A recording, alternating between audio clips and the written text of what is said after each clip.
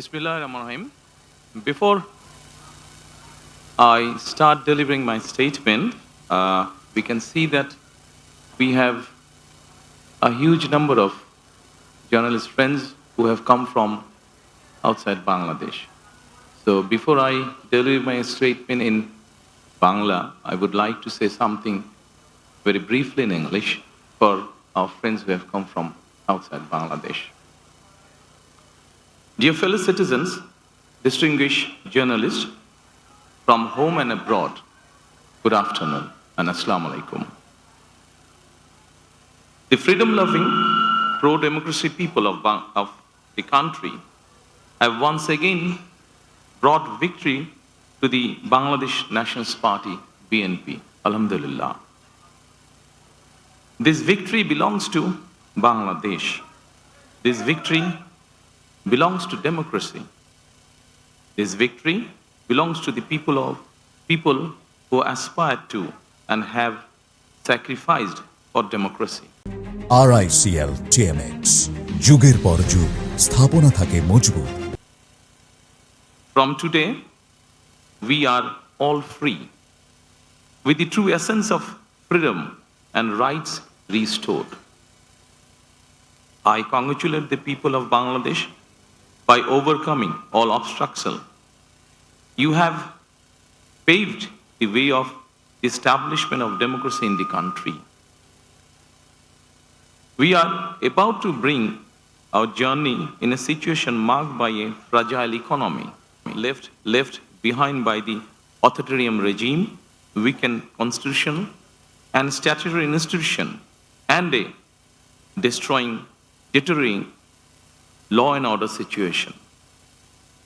With your spontaneous participation, after more than 1.5 decades, a parliament and government accountable to the people through direct voting are being reestablished in the country.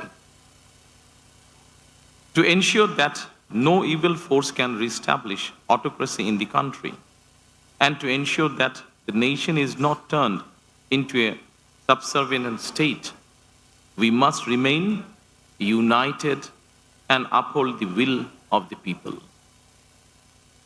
A total of 51 political parties participated in this election, including Jamaat-e-Islami, NCP, Islami Andolan Bangladesh, Jamaat Ulema Islam, and Gano Adhikar Porishad, among others. I extend my sincere congratulations to every political party that participated in the national election, irrespective of the results. In a democratic state and political system, political parties are the true beacon of democracy. If both the government and the opposition play responsible roles from their respective position, democracy will surely take institutional form in the country. I call upon all democratic political parties that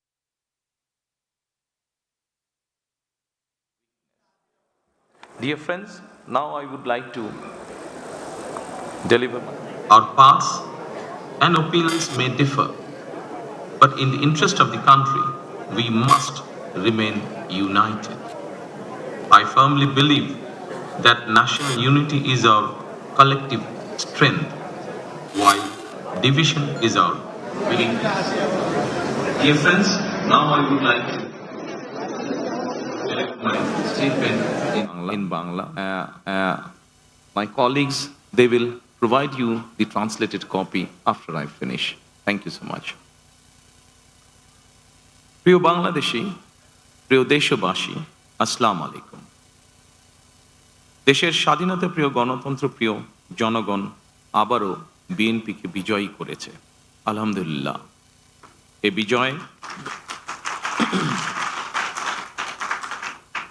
এ বিজয় বাংলাদেশের, এ বিজয় গণতন্ত্রের, এই বিজয় গণতন্ত্রকামী জনগণের।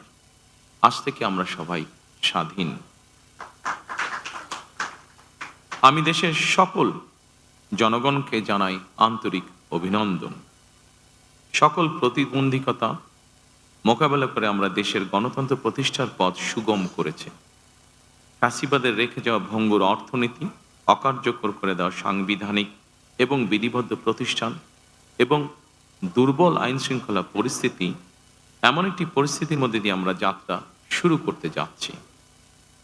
আপনাদের স্বতঃস্ফূর্ত অংশগ্রহণের 1.5 দশকেরও বেশি সময় পর দেশে পুনরায় জনগণের সরাসরি ভোটে জনগণের কাছে জবাবদিহিমূলক সংসদ এবং সরকার প্রতিষ্ঠিত হতে যাচ্ছে। আর কোনো অপশক্তি যাতে দেশে ফ্যাসিবাদ কায়েম করতে না পারে, দেশকে তাবেদার রাষ্ট্রে পরিণত করতে না পারে, এজন্য আমরা আন্দোলন বাংলাদেশ, জমিয়তুল ইসলাম, গণ অধিকার পরিষদ সহ 51টি রাজনৈতিক দল এই নির্বাচনে অংশগ্রহণ করেছিল। জাতীয় নির্বাচনে অংশগ্রহণকারী প্রতিটি রাজনৈতিক দলকেও আন্তরিক অভিনন্দন জানাই। গণতান্ত্রিক রাষ্ট্র এবং রাজনীতিতে রাজনৈতিক দলগুলো মূলত গণতন্ত্রের বাতিঘর। সরকার এবং বিরোধী দল যে যার অবস্থান থেকে দায়িত্বশীল ভূমিকা পালন করলে অবশ্যই দেশে গণতন্ত্র প্রাতিষ্ঠানিক রূপ পাবে বলে আমরা দৃঢ়ভাবে বিশ্বাসী। নির্বাচনে অংশগ্রহণকারী প্রতিটি গণতান্ত্রিক রাজনৈতিক দলগুলোর প্রতি আহ্বান জানাই, দেশ গঠনে আপনাদের চিন্তা ভাবনা আমাদের কাছে অত্যন্ত গুরুত্বপূর্ণ। আমাদের পথ এবং মত ভিন্ন থাকতে পারে, কিন্তু দেশের সাথে আমরা সবাই এক। আমি বিশ্বাস করি জাতীয় ঐক্য আমাদের শক্তি, বিভাজন আমাদের দুর্বলতা। প্রিয় দেশবাসী, জনমনে সৃষ্ট সকল সংশয় কাটিয়ে শেষ পর্যন্ত দেশে শান্তিপূর্ণভাবে একটি অবাধ, সুষ্ঠু এবং নিরপেক্ষ নির্বাচন অনুষ্ঠিত হয়েছে। এজন্য অন্তর্বর্তীকালীন সরকার এবং নির্বাচন কমিশনকে বিশেষ ধন্যবাদ জানাই। জনগণের প্রত্যাশিত এই নির্বাচন অনুষ্ঠানের জন্য গণতন্ত্রের ইতিহাসে আপনাদের অবদান স্মরণীয় হয়ে থাকবে। নিরপেক্ষ নির্বাচন অনুষ্ঠানের সঙ্গে সংশ্লিষ্ট বিচারিক কর্মকর্তা, জনপ্রশাসন, সশস্ত্র বাহিনী এবং আইন শৃঙ্খলা বাহিনীর সকল কর্মকর্তা, সদস্য এবং রিটার্নিং অফিসার, সহকারী রিটার্নিং অফিসার, প্রিজাইডিং অফিসার, সহকারী প্রিজাইডিং অফিসার এবং পোলিং অফিসার সহ সংশ্লিষ্ট ব্যক্তিবর্গ, আপনাদের আন্তরিকতা এবং দায়িত্বশীল ভূমিকা ছাড়া অবাধ এবং সুষ্ঠু নির্বাচন সম্ভব হতো না। আপনাদেরকে অসংখ্য ধন্যবাদ। এই নির্বাচনে দেশি এবং বিদেশি গণমাধ্যম এবং পর্যবেক্ষকদের ভূমিকাও ছিল অত্যন্ত গুরুত্বপূর্ণ। আপনাদের প্রতিও রইল অকৃত্রিম শুভেচ্ছা। ৭১-এর স্বাধীনতা অর্জনের যুদ্ধ থেকে ২০২৪ সালে দেশ এবং জনগণের স্বাধীনতা রক্ষার যুদ্ধ, এই দীর্ঘ সময় দেশ গণতন্ত্র প্রতিষ্ঠার আন্দোলনে যারা শহীদ হয়েছেন, হতাহত হয়েছেন, যাদের রক্ত মাড়িয়ে কষ্টের সিঁড়ি বেয়ে আজকের এই গণতান্ত্রিক বাংলাদেশ, সেই সকল বীর শহীদদের প্রতি জানাই গভীর শ্রদ্ধা। মহান আল্লাহ দরবারে তাদের মাগফিরাত কামনা করছে। যারা মানুষের অধিকার প্রতিষ্ঠার সংগ্রামে প্রাণ দিয়েছেন, হতাহত হয়েছেন, দেশের গণতান্ত্রিকামী জনগণ আপনাদের ভূমিকাকে গভীর শ্রদ্ধার সঙ্গে স্মরণ করবে ইনশাআল্লাহ। প্রিয় দেশবাসী, জনগণের রায় পেলে বিএনপি রাষ্ট্র মেরামতের রূপরেখা উপস্থাপন করেছিল। অন্যান্য গণতান্ত্রিক দল এবং সারা দেশের জনগণের সঙ্গে মত বিনিময়ের মাধ্যমে ৩১ দফা প্রণয়ন করেছিল। ৩১ দফার আলোকে ঘোষণা করা হয়েছে দলীয় ইশতেহার। একই সঙ্গে কয়েকটি বিষয়ে নোট অফ ডিসেন্ট দিয়ে বিএনপি জুলাই সনদেও স্বাক্ষর করেছে। আমরা জনগণের কাছে প্রতিশ্রুতিবদ্ধ, প্রত্যাশিত প্রতিটি অঙ্গীকার পর্যায়ক্রমিকভাবে বাস্তবায়ন করব ইনশাআল্লাহ। সারা দেশে বাংলাদেশ জাতীয়তাবাদী দল বিএনপির সর্বস্তরের নেতা কর্মী সমর্থক ছাড়াও দেশের গণতান্ত্রিকামী জনগণের সামনে আজকের এই সময়টি অত্যন্ত গুরুত্বপূর্ণ এবং আনন্দের। এমন এক আনন্দঘন পরিবেশে আপসীন দেশনেত্রী বেগম খালেদা জিয়ার অনুপস্থিতি আমাদেরকে করেছে ভারাক্রান্ত। রাষ্ট্র ও রাজনীতিতে জনগণের অধিকার প্রতিষ্ঠার এমন একটি গণতান্ত্রিক সময়ের প্রত্যাশায় তিনি ফ্যাসিবাদের বিরুদ্ধে আপোষহীন লড়াই করেছিলেন। স্বৈরাচার কিংবা ফ্যাসিবাদের সঙ্গে কখনো আপোষ করেননি। দেশ এবং জনগণের স্বার্থে প্রশ্নে বরাবরই তিনি ছিলেন অটল অবিচল। আমরা আল্লাহর দরবারে মরহুমা খালেদা জিয়ার মাগফিরাত কামনা করছি। প্রিয় দেশবাসী, স্বাধীনতার ঘোষকের প্রতিষ্ঠিত বাংলাদেশ জাতীয়তাবাদী দল বিএনপিকে দেশের জনগণ আবারও রাষ্ট্র পরিচালনার ম্যান্ডেট দিয়েছেন। জনগণ বিএনপির প্রতি যে বিশ্বাস এবং ভালোবাসা দেখিয়েছেন, এবার জনগণের জীবন মান উন্নয়নের জন্য নিরলস কাজের মাধ্যমে জনগণের এই বিশ্বাস এবং ভালোবাসার প্রতিদান দিতে আমাদেরকে ঐক্যবদ্ধভাবে কাজ করতে হবে। এবার আমি সারা দেশে বিএনপির সর্বস্তরের নেতাকর্মী সমর্থকদের ধন্যবাদ জানিয়ে বলতে চাই, শত নির্যাতন নিপীড়নের পরও আপনারা রাজপথ ছাড়েননি। গণতন্ত্র প্রতিষ্ঠাত সংগ্রামে অটুট ছিলেন, অনড় ছিলেন। এবার দেশ গড়ার পালা আমাদের। দেশ পুনর্গঠনের এই যাত্রায় আপনি, আমি, আমাদের প্রত্যেককে দায়িত্বশীল ভূমিকা পালন করতে হবে অবশ্যই। আমরা গণতন্ত্র এবং মানুষের অধিকার প্রতিষ্ঠার এই বিজয়কে শান্তভাবে, শান্তির সাথে, দায়িত্বশীলতার মাধ্যমে উদযাপন করেছি। নির্বাচনোত্তর বাংলাদেশে যাতে কোথাও কোনো অপ্রীতিকর ঘটনা না ঘটে, এই জন্য শত উস্কানির মুখেও আমি সারা বাংলাদেশে বিএনপির সর্বস্তরের নেতাকর্মীদের শান্ত এবং সতর্ক থাকার আহ্বান জানাচ্ছি। কোনো অপশক্তি যাতে পরিস্থিতির সুযোগ নিয়ে কোনো অপ্রীতিকর ঘটনা ঘটানোর সুযোগ নিতে না পারে, এই জন্য নির্বাচনোত্তর নিরঙ্কুশ বিজয়ের অর্জনের পরও আমি সারা দেশে বিএনপি এবং জোটভুক্ত দলের সর্বস্তরের নেতাকর্মীদের বিজয় মিছিল বের করতে নিষেধ করেছিলাম।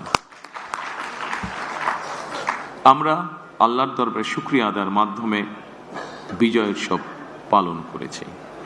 আমার বক্তব্য স্পষ্ট, যে কোনো মূল্যে অবশ্যই শান্তি এবং শৃঙ্খলা বজায় রাখতে হবে। কোনো রকমের অন্যায় কিংবা বিয়ানি কর্মকাণ্ড আমরা বরদাস্ত করব না।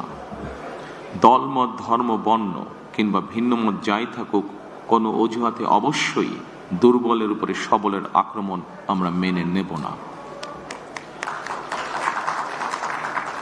ন্যায়পরায়ণতা হবে আদর্শ।